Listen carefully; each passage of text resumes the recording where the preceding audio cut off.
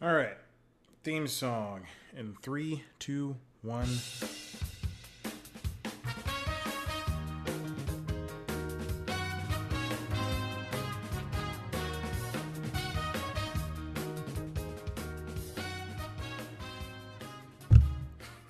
And welcome back to the Constitutionals podcast. I'm your host, Chad White.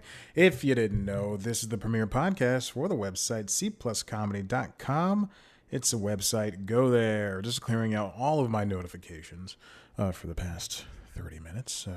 I just got done doing an interview with an actress that you will see in a TV show. I don't know why I paused.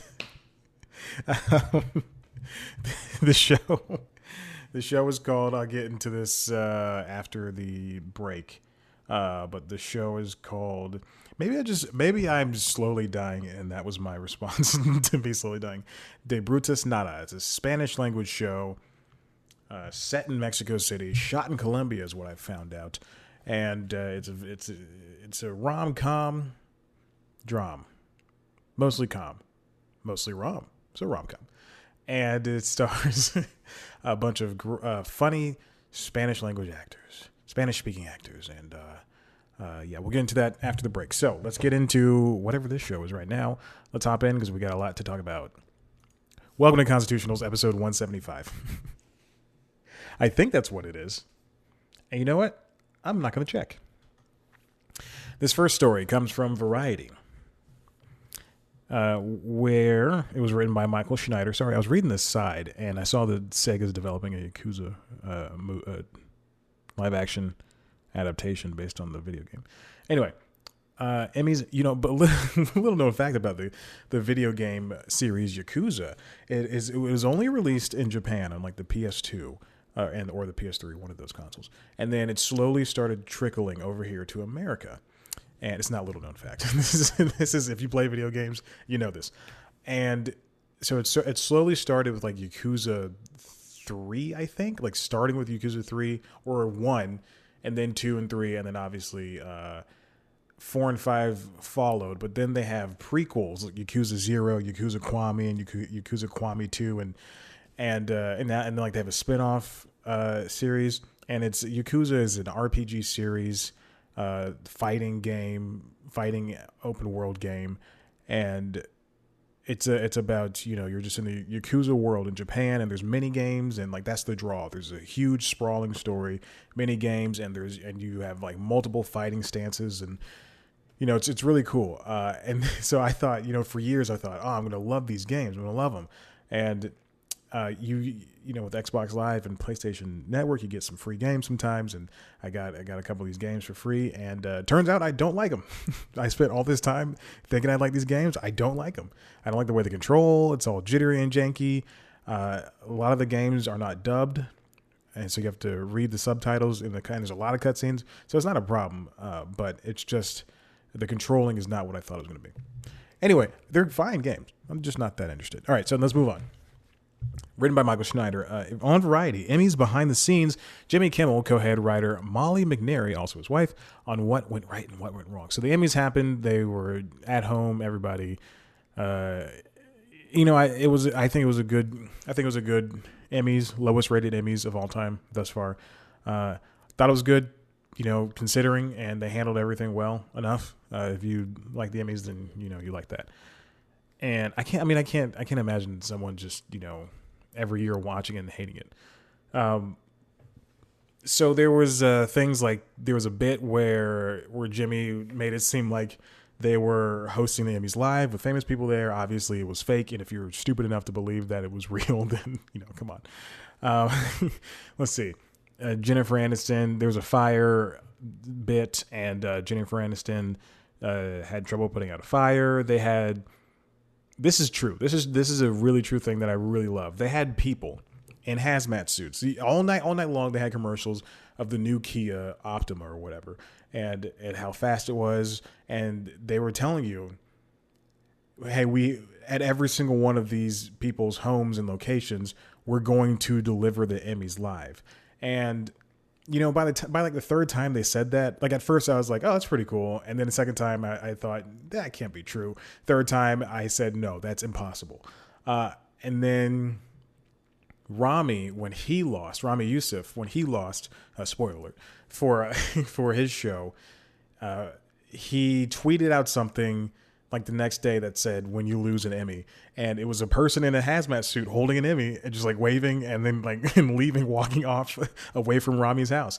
And so apparently what they really did send people to all around, the world, to deliver these Emmys like live and in person.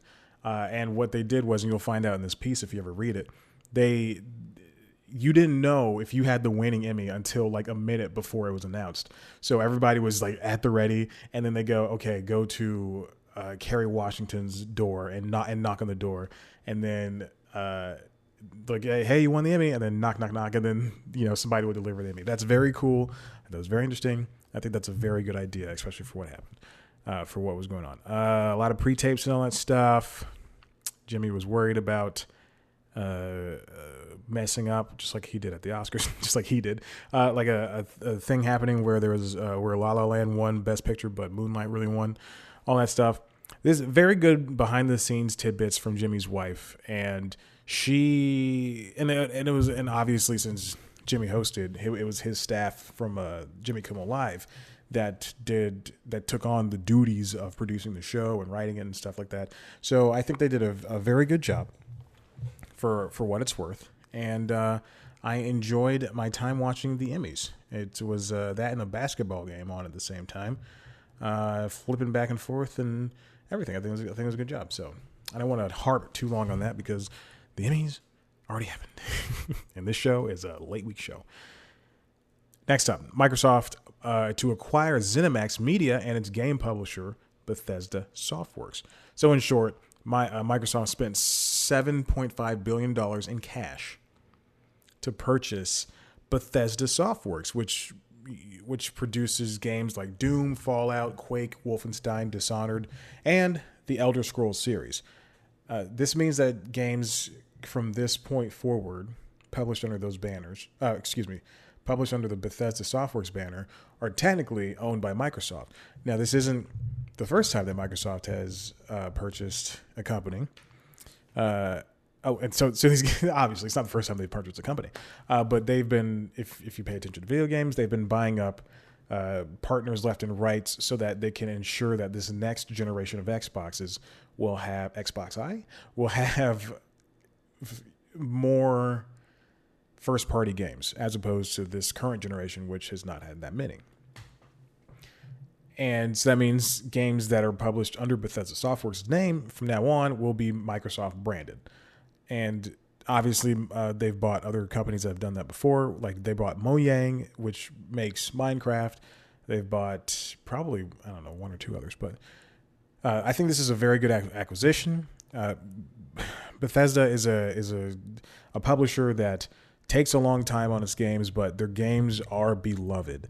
Even, Doom, that Doom remake when it came out a couple of years ago, Doom 2, I assume what is the second one is called, the new Quake that's coming out, Wolfenstein series resurgence, like these games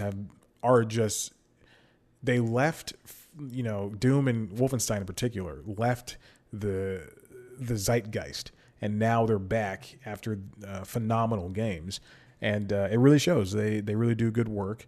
And which means Elder Scrolls 6 will probably it's going to be coming, on the next generation in over 5 years, assumingly in over 5 years, but it'll be hopefully better supported because they have this funding and this support from Microsoft, parent company to Microsoft. So it's really good. And there's game periodicals that could talk more about this in a better way. Next up, this comes from Variety. QUIBI may be for sale. Written by Todd Spangler, Jeffrey Katzenberg's QUIBI is looking to sell itself, among other possible options. QUIBI, you guys want to try out QUIBI? QUIBI is a mobile streaming platform service. and you can only watch it on your Apple Watch or your Garmin smartwatches. And the video is as small as your screen is. So the smaller your watch, the worse it is. And we only have 3 shows. One show is just old trailers of Alfred Hitchcock movies. The other show is a talking head political chat show. And the third show is reruns of 30 Rock. Not 30 Rock. Third Rock from the Sun, because that's everywhere. Okay. All right, we're done with that bit. QUIBI, the mobile streaming subscription TV startup founded by Jeffrey Katzenberg, is exploring strategic options, including a potential sale. This comes from the Wall Street Journal, as reported earlier by. Now, QUIBI launched, and it raised $1.75 billion from major studios and other investors, and it quickly tanked.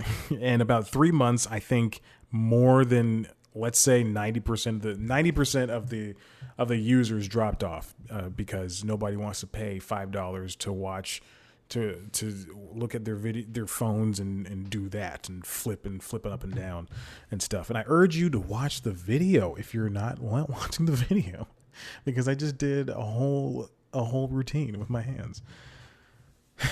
It was so stupid. QUIBI did not confirm the report to the Journal, or they did not deny it as well. They obviously are going to do their best. They're not going to say anything until this is. They're not going to comment on this speculation, but they had QUIBI had outside of what's it called, Schitt's Creek, outside of Schitt's Creek and Pop TV, which canceled not one day at a time. Excuse me. Outside of Schitt's Creek, well, they canceled a bunch of other shows. Outside of Schitt's Creek and Pop TV, QUIBI probably had the and HBO. QUIBI probably had the best Emmys, because it won Emmys for hashtag Free Ray Sean. It was nominated for a ton of short form things at the Creative Emmys, short form categories, and its lifespan. It's been talked about prior to launching. Prior to the pandemic, it was talked about, by everybody, and it had investors included Disney, NBC Universal, Sony Pictures Entertainment, Viacom, which is now ViacomCBS, Warner Media, Lionsgate, MGM, ITV, and Entertainment One, which is now part of Hasbro. It's got and then it got money from Alibaba Group. Katzenberg gave it money. Like, this thing was destined to live, and Soderbergh, Kevin Hart, Issa Rae, Anna Kendrick, Tegan, Idris Elba, Sam Raimi, Spielberg. Everybody was throwing themselves at this to make shows or to make or to invest money into it. And then it launches. It does okay for a little bit, and then after the 3-month free period, it drops. User base drops because people. People aren't moving around, and it's quick bites. You're meant to watch 5 to 7 minute episodes, and while you're commuting on the train or something. But B, people don't want to pay for something that you could at that point only use on your phone. Now you can watch it on, you can AirPlay it to your TV or Chromecast, but or cast it to your Chromecast, but it just missed the mark so many times on so many things. And, it's updating constantly. You get episodes every day or every week or so like that. But it just doesn't make sense now. If they do sell, I would love, love, love to see them sell to somebody like YouTube, which is a division of Google, and which is a division of Alphabet too. I would love to see them sell to YouTube, to somebody who knows mobile video. And I've said it before, QUIBI is like a rich person's YouTube. It's where you can see, YouTube. Yeah, you like Good Mythical Morning, and you like Marquez Brownlee, and you like iJustine, but they, personality can only take you so far, and they're so insular. But when you get to Issa Rae, when you get to Spielberg, when you get to Anna Kendrick, when you have like real shows or real narrative, which yes, you can have on YouTube, but when you can have like the money and the look and everything, that's a dream. So I think QUIBI should, and imagine YouTube buying that. And I know YouTube has gotten out of originals that aren't reality based, but imagine YouTube like having those shows and having all of these people on the world's largest video platform. But YouTube's not going to do it because they just sold off all their shows or canceled all their shows that aren't reality based. So Cobra Kai is on Netflix and people are watching it like it's the first time it came out. No, it came out 3 years ago at this point. So, and I know everybody didn't have YouTube Premium like I do, but when you subscribe to Google Play Music, you're gonna watch. And yeah, so who could buy it? Team up with Vimeo. Team up with somebody who has a better distribution outlook than you do. At that point, it was probably YouTube. Amazon. Sell to Amazon, so you can watch stuff on Twitch. I don't know how they get past this. Listen, we're going to take a break, and in the break, you're going to see something very special. So enjoy what's coming to you, baby.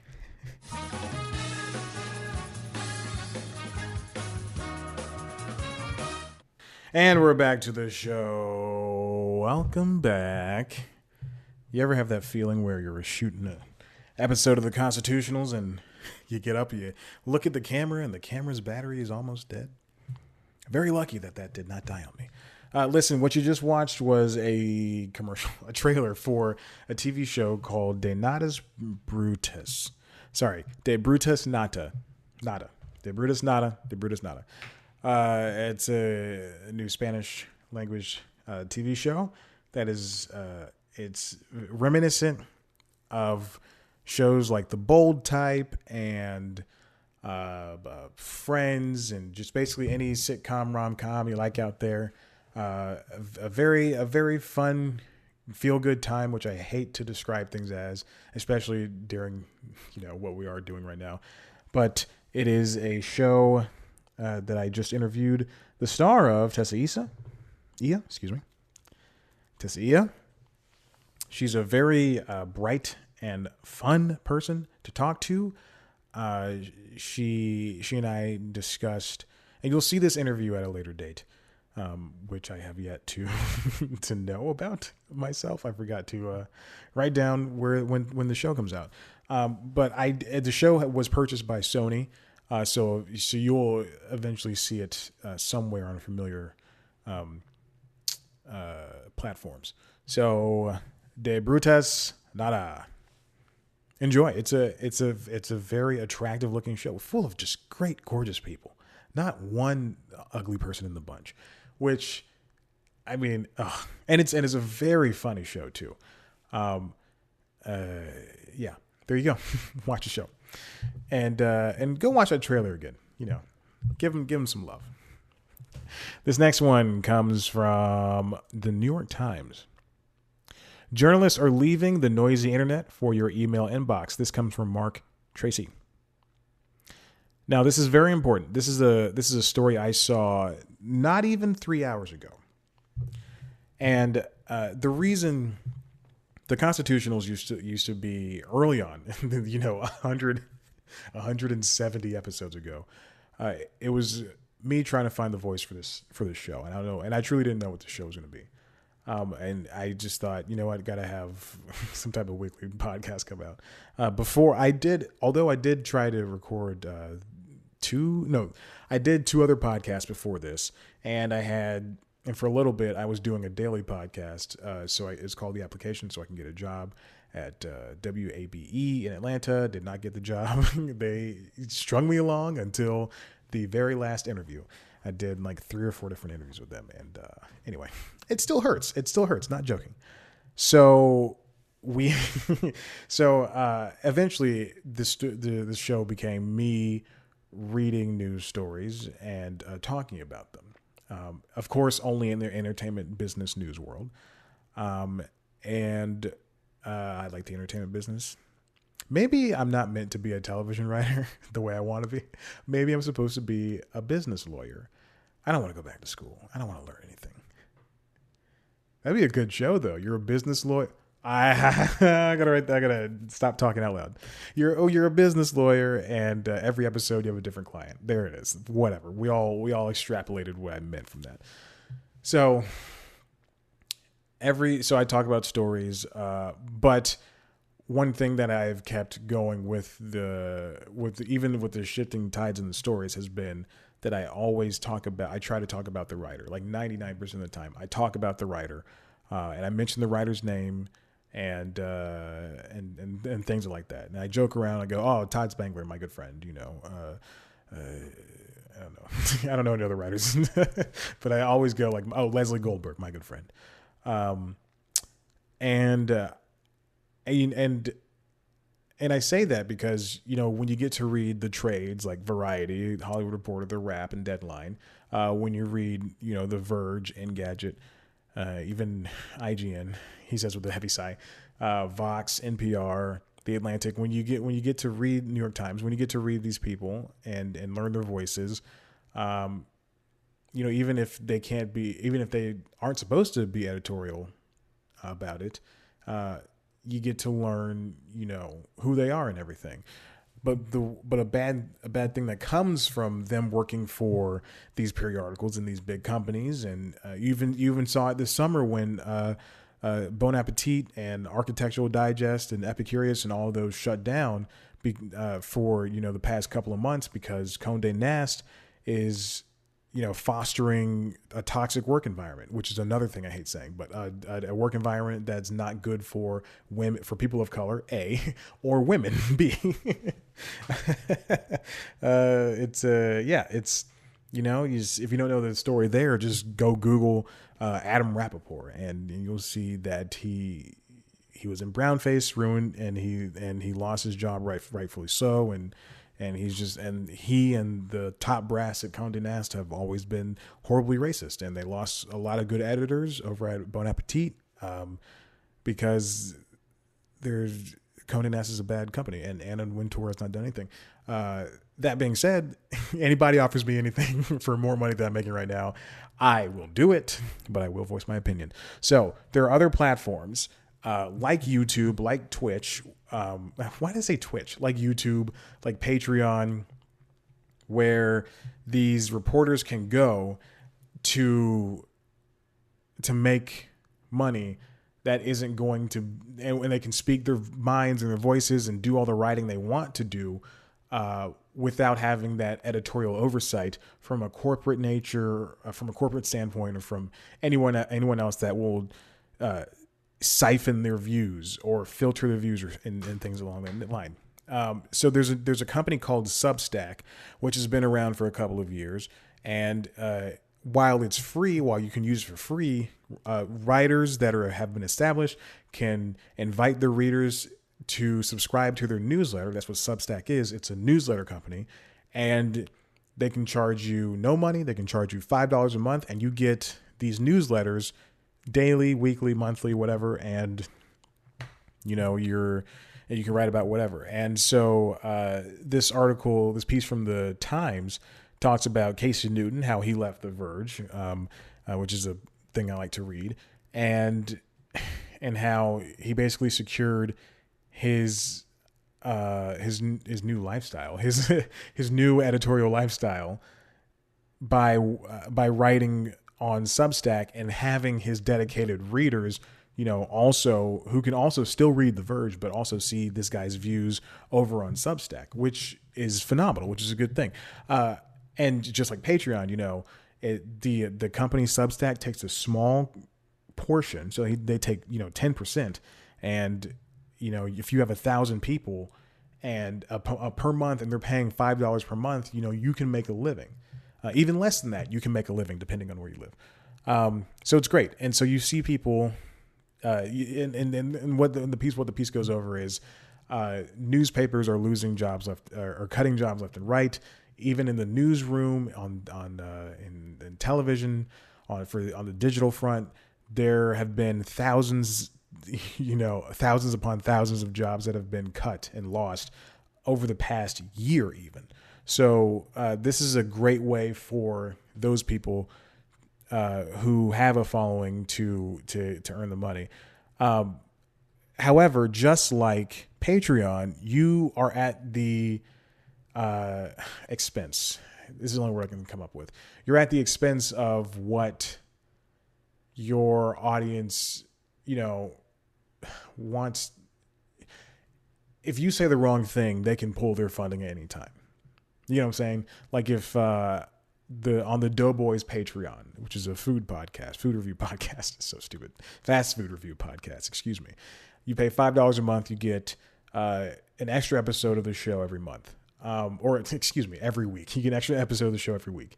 And so it's more time with those guys. But if those guys, their comedy's not for everybody, because not every comedic thing is for everybody. So if they say the wrong thing, then someone can get mad and they can go, oh, well, I'm never going to subscribe to the Doughboys again. And they can pull their $5 or however much they're paying for the Patreon. And that's why it's why I don't like Patreon. Yeah, and it's really interesting because like sometimes I subscribe to like a couple of people who have like 10,000 subscribers on YouTube, and they'll have a Patreon set up, and a couple of them, they are making a decent living, like a couple $100 a month, which is any amount of money is good, especially right now. But then there are others who are making like $0, and their Patreon has been up for like 3 years. And then there are million subscribed, YouTubers that have Patreons that aren't doing well, and there's some that are doing well. So it's really up in the air. It's all fluctuating. Did not think I would spend this much time on this part, but Substack is a good way for these people who want to write and want to write what they want to make money. Although keep in mind, it's not for everybody. There's a thing called Discourse Blog, which it's a left-wing newsletter. 8 people are involved writing it, and they found it hard to attract readers through internet search. So they left Substack and went on to something else and started doing their own thing. And then obviously, which I didn't know, but obviously now as you're reading it, there are competitors, just like anything, there's a competitor to everything. And these competitors, again, have been around for a long time. There's an open source thing called Ghost. There's TinyLetter, there's Lead, which combines WordPress, the design agency Alley, and the payment service Pico. And I clicked through every single one of these. Substack, while it works and it's functional, it just looks too minimal. But then I looked at Lead, and it looks great, LEDE, and it just looks like this. It looks like something you could, use comfortably. There is one woman. Her name is last name Peterson. Jesus. Okay. See, this is why I should start taking notes. Anne Helen Peterson. She was at BuzzFeed News, and she went over to Substack, and she wanted to focus on a thing she calls culture study, which I guess she is like whatever she did at BuzzFeed, but I guess anyway, I don't know what this is. I don't read BuzzFeed. I'm not stupid. She uses culture study, and that's not a tag on anybody who reads BuzzFeed. They've done a lot of good for journalism. That's not sarcasm. She wanted to write. She does so for culture study. She writes longer features and things like that. But she brought over so many readers, so many subscribers, that I don't think this was a result of it. I don't know how the deal went down, but she has roughly 23,000 subscribers, more than 2,000 paid. So 2,000 people are paying. So let's say base, it says more than 2,000, but base 2,000, $5 a month, and then that's 5 times 2, 10. That's $10,000 a month. Anyway, but instead of giving Substack a 10% cut, she accepted upfront money along with an agreement to take 15% of subscription revenue for 1 year. So $10,000 a month times 12 is 12,000. They don't take that 10%. So let's say they offered her 150,000 upfront. I don't know. I'm not doing this math. I'm not even. This is probably not even how it happened. But they offer her, 150K upfront, and then she also gets 15% of the subscription revenues. That's an insane deal. That's great. That's wonderful, and she gets to do what she loves most. And then also, if you're thinking, well, what about insurance? They're bringing over. Substack is working on getting insurance. What about editors? If you write a lot, they're working on bringing internal editors over it. Like Substack's really doing its best to help out the writer. This is going to be it's been around for 3 years and they have the funding, but it's going to be interesting to see where this goes. Because you see people leave publications all the time, and it is a dying medium. The online, even like newspaper and even online, is just suffering because there's just no financial backing, and it's so hard, and everything is all the good journalism is hiding behind a paywall. So yeah, but I want to see how this pans out. And I want to see how the competition pans out, and just support people, whether it's directly, which I am against, giving someone money directly. But if I have to, then I'll do it because I'm sick of subscriptions. But if you can, read. Don't just read a headline. Read a story. Share it. Talk about your favorite writers, and go on from there. Listen, I talked a lot, so we're going to take another break. And when we come back, we'll finish up this stupid show. We'll see you soon.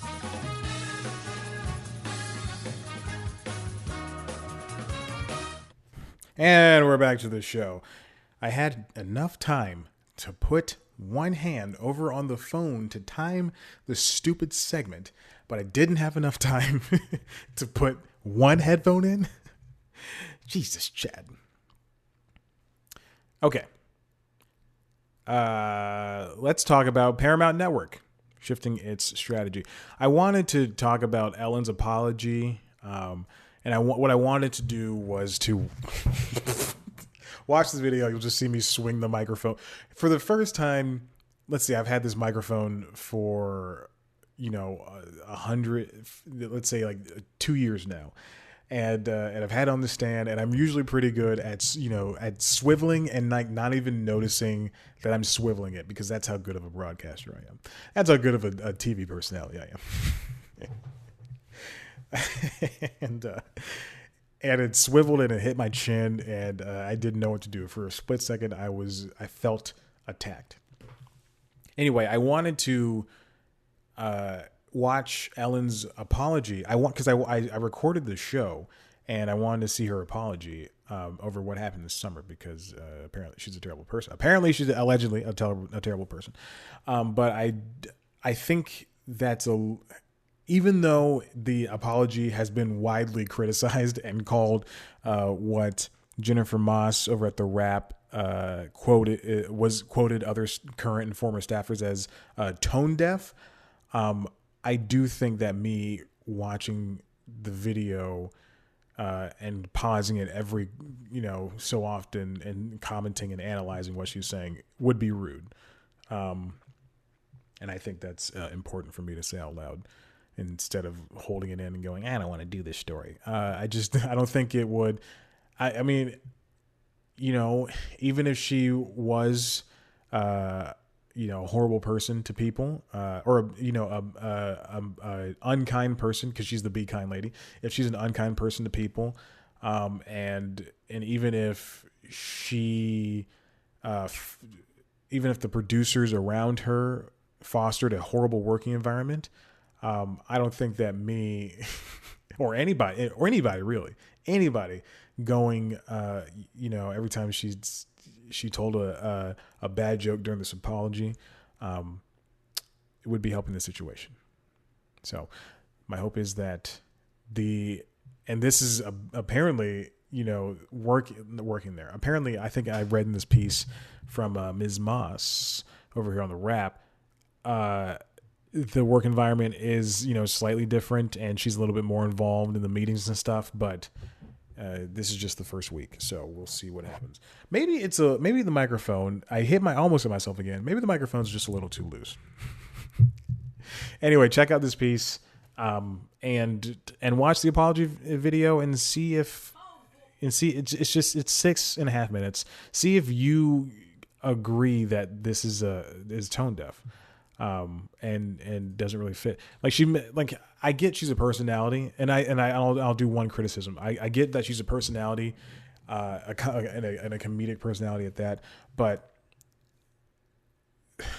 the start of this season, I know it's 18 years, and this is supposed to be a daytime show, and you're supposed to have fun and all that stuff. But after all of this, I would have come back, and God forbid I host a show and things like this happen. But it would have been smarter to come back, maybe do a couple of jokes up front, but then just address it and say, hey, listen, I understand. We're wrong. I'm sorry, and things like that. It shouldn't have been entertaining to watch is the problem. And while I didn't feel anything, and while, I really don't have opinion one way or the other on who Ellen is as a person, it's better. It'd be better for the workers who work there now and were former workers to hear the big boss address it and go, hey man, we effed up, and I really am sorry about that, and I will do my best to fix it, and then then reach out to people who spoke and everything, and you're powerful. You can see who it was. All right, this comes from Variety. This is the last thing, written by Joe Otterson. Paramount Network rebrands, doubles down on movies and minis exclusive. All right, so ViacomCBS is known for its networks are niche, I would say. So BET is Black Entertainment. CMT is Country Music Television. Comedy Central is comedy. And though there are things going on in the background, like Comedy Central getting rid of all of its live action programming and focusing only on adult animation, MTV reviving old shows from way like in the early 2000s. There's still largely the niche networks. So for Viacom, CBS, for Paramount Movie Network, we got letter last week. We got news last week that CBS All Access is becoming Paramount Plus, which is very imaginative. But Paramount the network, which used to be Spike TV, now it's really going to use that Paramount moniker. So with the shows that came out when Paramount started, Waco and Yellowstone, they became these prestige-esque television shows and limited series, and that really performed really well for the network. And Viacom sees that, and I guess that's what they did for Comedy Central. They saw that, and they said, let's hone in on that. South Park, we air South Park all day, every day, and it gets solid ratings throughout. Let's move Beavis and Butthead, the Daria spinoff, all the way over to Comedy Central. Let's do it, baby. TV Land, no more originals. We'll cancel Younger. And interesting. So Paramount Network is going to be Paramount Movie Network. And it's going to happen within the next year. They're going to do 52 original movies per year on the network, or basically one movie a week. That is essentially Hallmark levels of producing a movie. Like, that's crazy. Each movie will have a budget in the low to mid 7-figure range, of course, obviously. And once per quarter, the network expects to program a miniseries or scripted series on the scale of the hits drama Yellowstone, potentially spinning off characters from those projects into their own films or sequels in the future. Chris McCarthy, who is the president of entertainment and youth brands for Viacom, CBS, domestic media networks, he's the reason why there are only cartoons on Comedy Central now, and all those Comedy Central shows are either shipped off to HBO Max or canceled. This is part of his brainchild. Let's see. I see John Mulaney in here for some reason. Okay, so there's going to be half hours and. Oh, okay. No, excuse me. I'm sorry. There's just going to be adult animation on Comedy Central and stuff. All right. So, as part of the programming shift, Paramount Movie Network will move out of unscripted programming. So, the shows that are reality shows that are popular, like Ink Master, Ink Master's canceled. Wife Swap's canceled, and Battle of the Fittest Couples canceled. But Lip Sync Battle and Bar Rescue are going to be moved on different networks. Boy, I feel like lip sync battle can live anywhere else, but Bar Rescue, I think that's such a perfect thing for Paramount because it was on Spike. I don't know where Bar Rescue could live. Not VH1, not MTV, maybe CMT, and that's it. I think CMT also had the Dude Perfect show, and then that moved over to Nickelodeon, and it also had one more show, Nashville. It also had one more show that I can't remember. Dallas Cowboy Cheerleaders. And that's all the things I've watched on CMT. Okay. The network scripted series Yellowstone will continue as part of the new strategy, having been renewed for a fourth season. I thought this show was on its second season. It feels like this show just started. However, the plan is to present the show as a cinematic experience, possibly programming 2 episodes in a single night with limited commercial interruptions. And I think they have the room to play around with this. I think it's interesting. With 50, oh wow, oh my God. ViacomCBS had previously indicated it planned to program around 100 original movies a year across its portfolio, with 52 on Paramount, 20 to 30 on MTV, and 20 to 30 on Comedy Central. I wonder if that's still a go. You know, like reading that makes me wonder, why cancel the live action shows on Comedy Central if you're going to have, 20 to 30 low budget, presumably comedy films made by the very people who would star in those shows? Like I could see Drew Tarver, I was gonna say John Early, and then I would just be naming white gay actors, comedic actors. I can see Drew Tarver, Aquafina, people along those lines making a cool, 70 to 80 minute movie for Comedy Central. Well, probably, if it's going to be an hour and a half, it'll be a 65-minute movie with commercials. With commercials, it'll be 90 minutes. They'll spread that out. But I can definitely see them making a movie for the network and it just being, something like a high budget YouTube movie, essentially. The show Robbie that, oh my God, I'm blanking on his name and I can see his face. Oh God, this is embarrassing. Robbie, Comedy Central. This is embarrassing. I feel so bad for not even remembering his name right. Rory Scovel. The show Robbie, which was like the last half-hour show that Comedy Central produced, and they just threw it on YouTube. I could have seen that being something, kind of in the movie format, that they produced something like. Now that I'm reading this, presumed 20 to 30 extra movies on Comedy Central per year. Someone to talk their horn. This is a very strange shift for Viacom. Intentionally making all of those movies for these networks, just even 52 for Paramount is quite truly insane.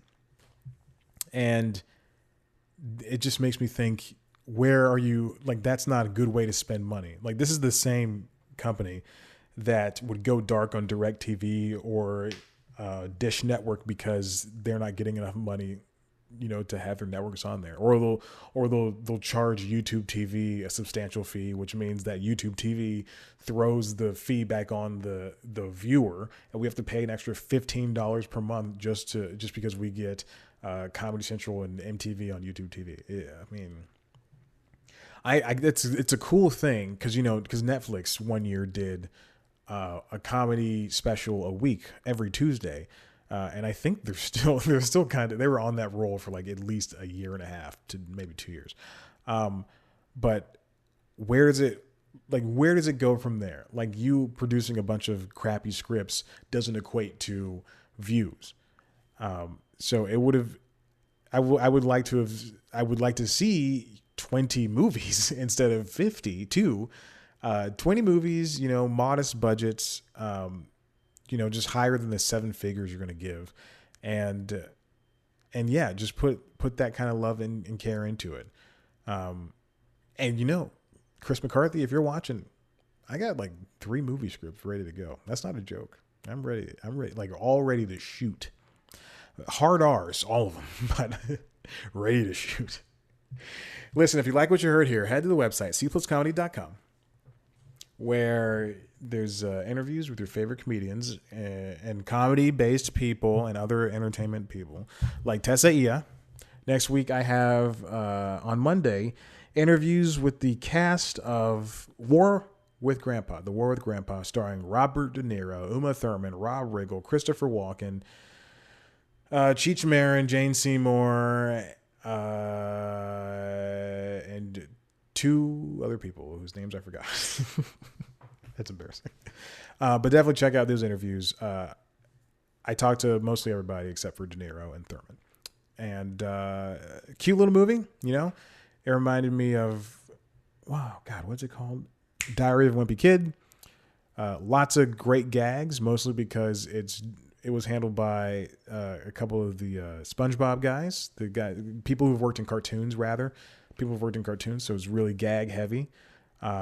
Check it out. Check out the interviews. That's not a review of the movie. I'm not allowed to say anything about the movie, I don't think, until Monday. So that's not a review. Just saying it's got gags.